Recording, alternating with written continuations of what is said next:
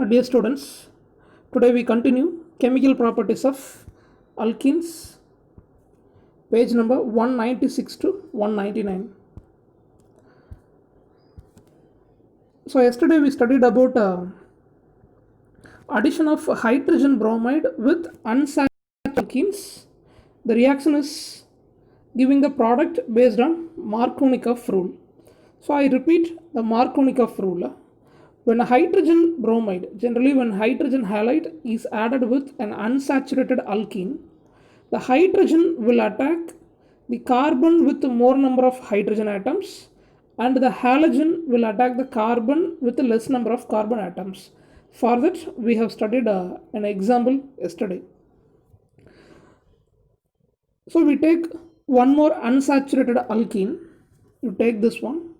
So this is 3-methyl but 1-ene. This is also an unsaturated alkene. You take the double bond.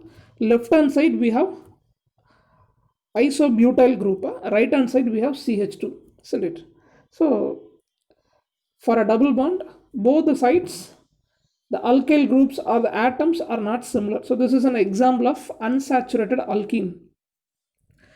3-methyl but 1-ene.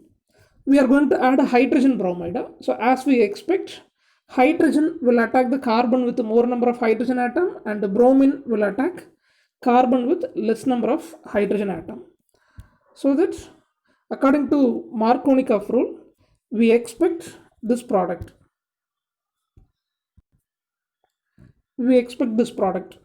Hydrogen will attack carbon with more number of hydrogen atoms. Bromine will attack carbon with less number of hydrogen atom, and the mechanism is an ionic mechanism. The double bond will be broken. Pi electron will be shifted over first carbon. So first carbon will get negative charge. Second carbon will get positive charge. So this is based on ionic mechanism. So according to Markovnikov rule, we expect this product 2-bromo 3-methyl butane. It should be the major product according to Markovnikov rule, but this is a minor product. What is the reason? Okay, we have to find it. So the major product is 2-methyl 2-bromo 2-methyl butane. This is the major product. We have to identify why there is a change in the major product. So as I told, a double bond is broken. The first carbon will get negative charge, second carbon will get a positive charge. The H plus will attack this first carbon. So first carbon has a negative charge.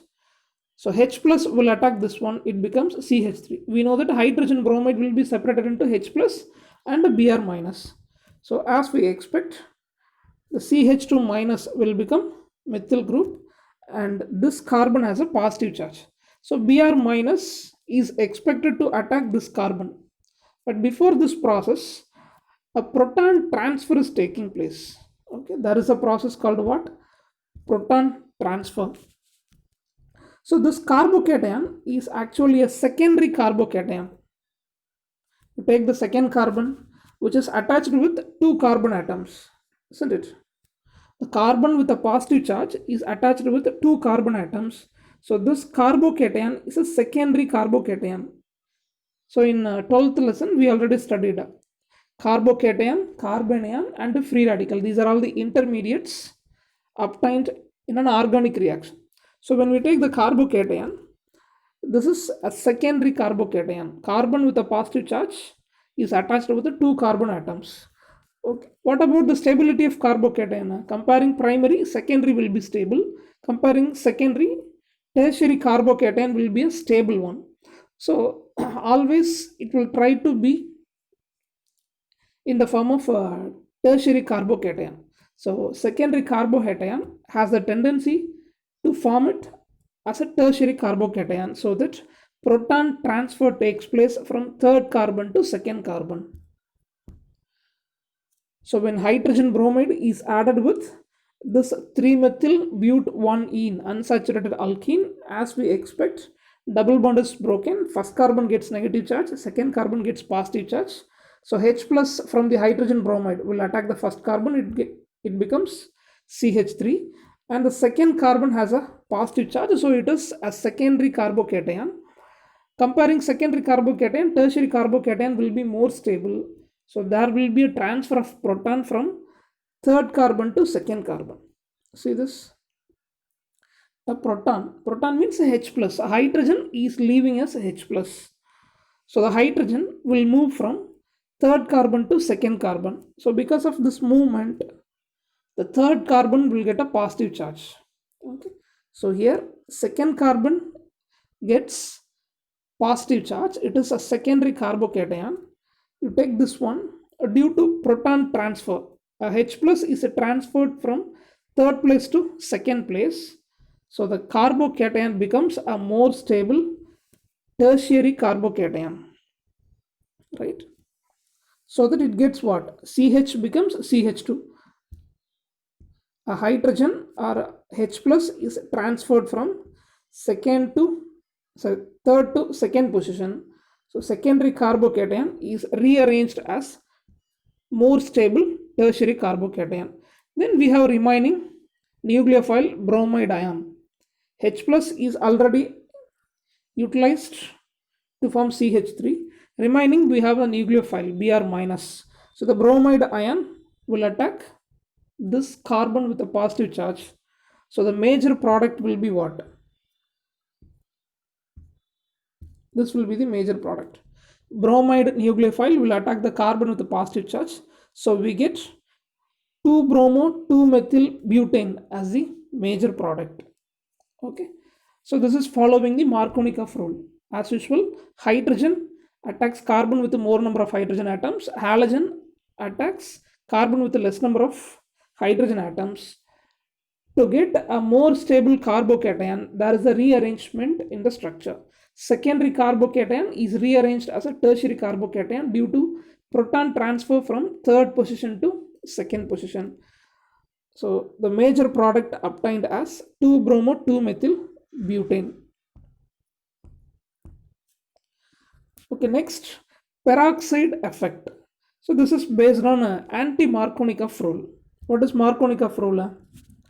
When hydrogen halide is attacking unsymmetrical alkene, usually hydrogen will attack carbon with more number of hydrogen atoms. Halogen will attack carbon with less number of hydrogen atom. So we will get secondary substituted product as a major product. You observe the product. This is a primary. Okay, this is a primary substituted product. It is not 2-bromopropane, it is 1-bromopropane. So here the Markovnikov rule is not followed. So the rule is called anti-Markovnikov rule. Okay. So according to Markovnikov, hydrogen will attack this, bromine will attack this. The product should be 2-bromopropane. But here we get a primary substituted product. Not substituted, a product is formed. So this is 1-bromopropane. This is called anti-Markovnikov rule or peroxide effect. Why we get this a primary product? Because of peroxide. Okay. So if a hydrogen halide is added with unsymmetrical alkene in the presence of peroxide, we get primary halogen substituted product. Okay. So this is called a peroxide effect or anti-Markovnikov rule. The mechanism is given. First step, the peroxide will make free radical. We know that the peroxides will be the free radical initiators, right? So this is benzoyl peroxide. It is a free radical initiator. Because of homolytic fission, the bond is broken by homolytic cleavage. First, unstable benzyl free radical is formed. This is unstable, so it becomes a stable phenyl free radical with the liberation of carbon dioxide. So first step is the production of free radical from the benzyl peroxide free radical initiator. What is the second step? The formed phenyl free radical in step 1 will attack hydrogen bromide. So here there will be bond breaking. Homolytic cleavage will be there. It becomes hydrogen free radical and bromine free radical. Hydrogen free radical will attack phenyl free radical, it forms benzene. The remaining bromine free radical is formed. So, second step is the production of bromine free radical, generally halogen free radical. Okay. The third step is the bromine free radical will attack the unsymmetrical alkene. This double bond will be broken. The double bond cleavage is a homolytic cleavage, right? So in Markovnikov rule, what we studied? Ionic mechanism. The double bond is broken via heterolytic cleavage. So first carbon will get negative charge, the second carbon will get positive charge. But here the cleavage is homolytic cleavage. Okay. So in second step, we have obtained a free radical. This will attack unsymmetrical alkene. The double bond will be broken via homolytic cleavage. Okay. So two possibilities are there in homolytic cleavage. Two possibilities are there. So due to homolytic cleavage, first carbon and the second carbon will have a free radical, right? Due to homolytic cleavage of pi bond, both first carbon and second carbon will have a free electron, right? So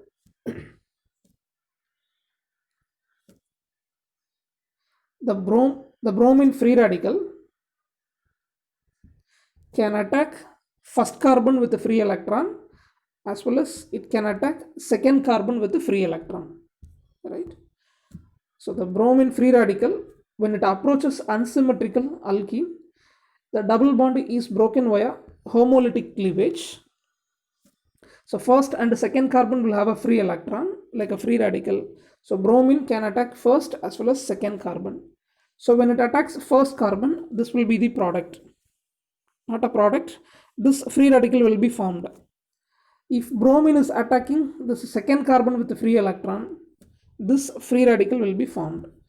And out of two, which will be the stable one? This is a stable one, right?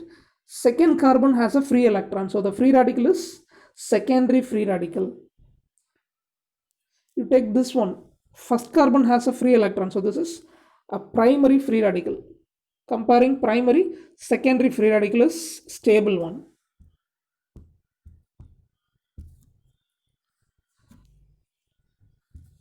So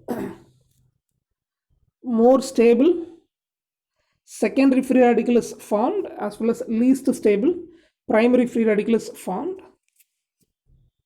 Again, this will combine with one more molecule of hydrogen bromide. As we expect, the primary substituted product is formed. 1-bromopropane, major product will be formed, and this will be the minor product, 2-bromopropane. So this is the product obtained. This is following anti-Markovnikov rule. Okay, this is not following Markovnikov rule. This product is following Markovnikov rule. This is not a major product, minor product.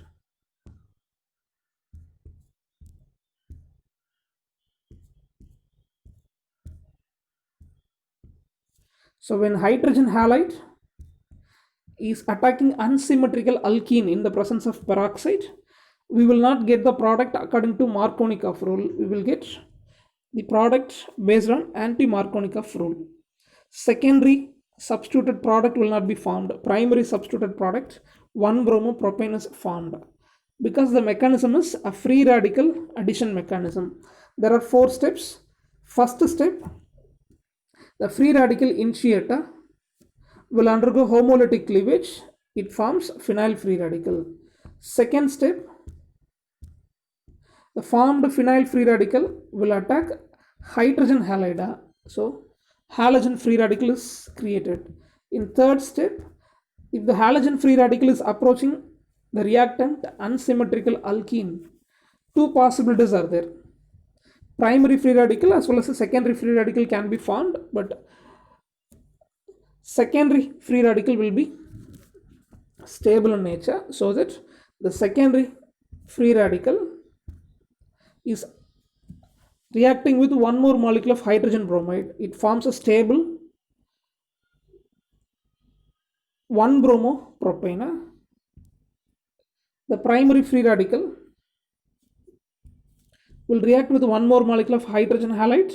It forms 2-bromopropane, secondary substituted product. This is least stable. So this is the product which is formed based on anti-Markovnikov rule. Next, what is Karas addition?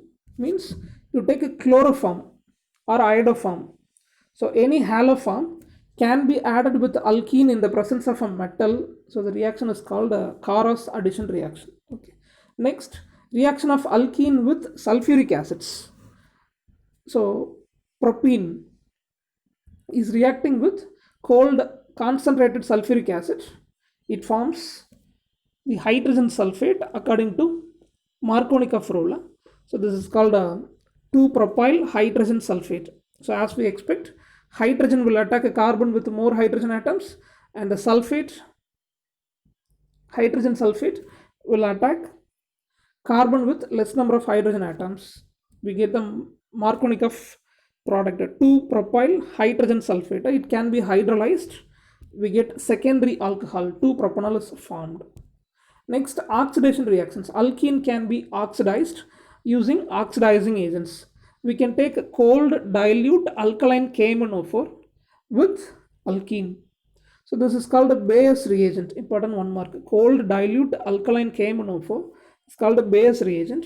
This is used as an oxidizing agent. So ethylene or ethene oxidized into ethylene glycol, common name, EPOC name, ethane 1,2-diol. During this reaction, there will be a color change. So purple colored solution will become a dark brown. So this indicates oxidation process will be over. Next, instead of alkaline KMnO4, we can take acidified KMnO4. With the potassium permanganate, we add a mineral acid. So acidified potassium permanganate can be used for oxidation process. So alkene will give you carbonyl compound or carboxylic acid. When we take alkaline, alcohol will be formed. When we take acidified KMnO4, we will get carbonyl compound or carboxylic acid. So 2-methyl-prop-1-ene will give you acetone or propane 2-one. You take but2-ene, which is oxidized using acidified potassium permanganate. First aldehyde will be formed, further oxidation will give you carboxylic acid. So acetic acid or ethanoic acid is formed. Next important reaction, ozonolysis. Ozonolysis and polymerization are the important reactions in alkenes. In ozonolysis process, we add ozone with alkene. So when ozone is added with alkene, we get the intermediate ozonide. And the ozonide is hydrolyzed in the presence of zinc. So this cleavage will take place. So because of this type of cleavage, we will get 2 molecules of formaldehyde. Okay. One more example is given. You take propene or prop-1-ene. It is involving in ozonolysis process. As we expect, ozonide intermediate is formed. This is hydrolyzed in the presence of zinc.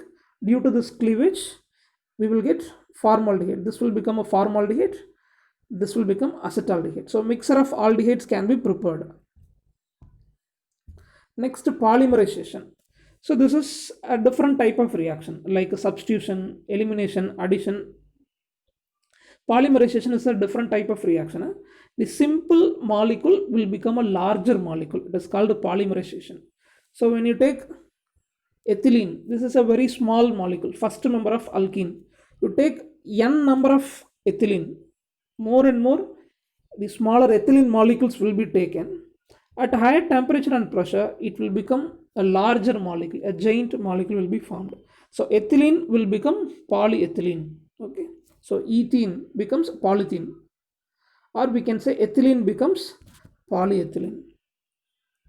You can take prop-1-ene at higher temperatures around 873 Kelvin in red hot iron tube.